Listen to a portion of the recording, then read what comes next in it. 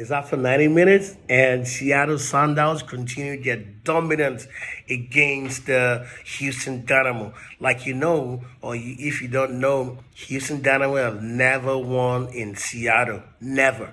That's how dominant the Seattle Sounders are towards the Houston Dynamo. But for the first 45 minutes, he thought that was going to be history because of the way Dynamo played. Dynamo played under pressure, but they seemed to be able to contain the pressure from the Seattle Sundown players. Nuhu was ripping them all over from the left, attacking, but able to curtail Nuhu through the first half. And it looked like Dynamo will be able to escape with the victory after a goal by Torres from a shot taken from Kuku, and he put a chop and leg into it, and the ball went into the net. But apart from that, what happened in the second half? The pressure kept on coming, and Dynamo still were able to hold on to the pressure until the changes started coming in.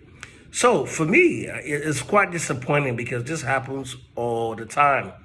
So that's why a lot of people, even me sometimes, question Nagamura's tactic or his style of coaching, because Dynamo all the time are always close to victory, and sometimes they let it go.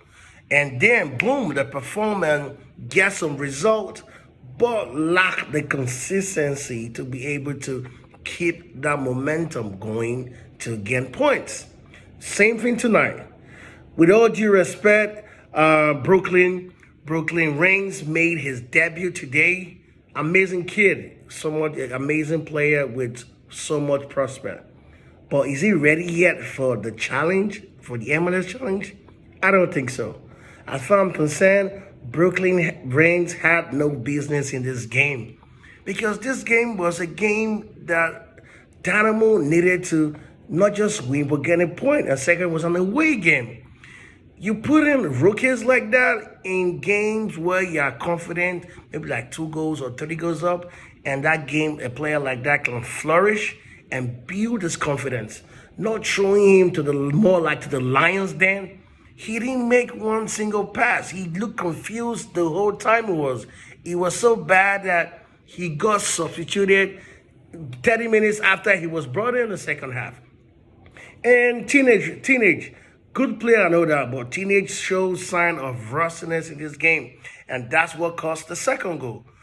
Amazing performance from Dorsey and Clark, saving the penalty, putting the team, giving all his cans to make sure his team can be able to, if nothing else, get 3 points, but at least get a point on the road.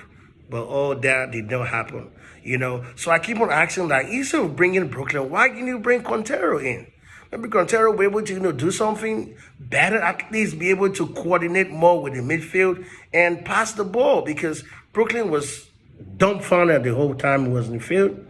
He didn't know who to mark. He was confused, I don't want to take anything away from the kid, because he's a kid with so much prospect, but I think this was not the right time to introduce him or give him his debut in the MLS. But above all, Seattle Sounders came on. They deserved to win the game. Nuhu, amazing performance from Nuhu again, showing so much authority, showing so much superiority, and running down the whole defense. And Dorsey, I'm so impressed with Dorsey and Clark, because they were able to reciprocate the same performance they had over the midweek. They showed that same performance on the weekday today by playing so well. But unfortunately, Dynamo did not win the game.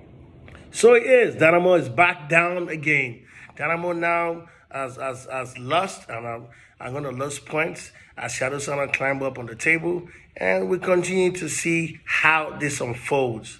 People were predicting if Dynamo can win this game, that would have given them some level of hope to see if they can make the playoffs.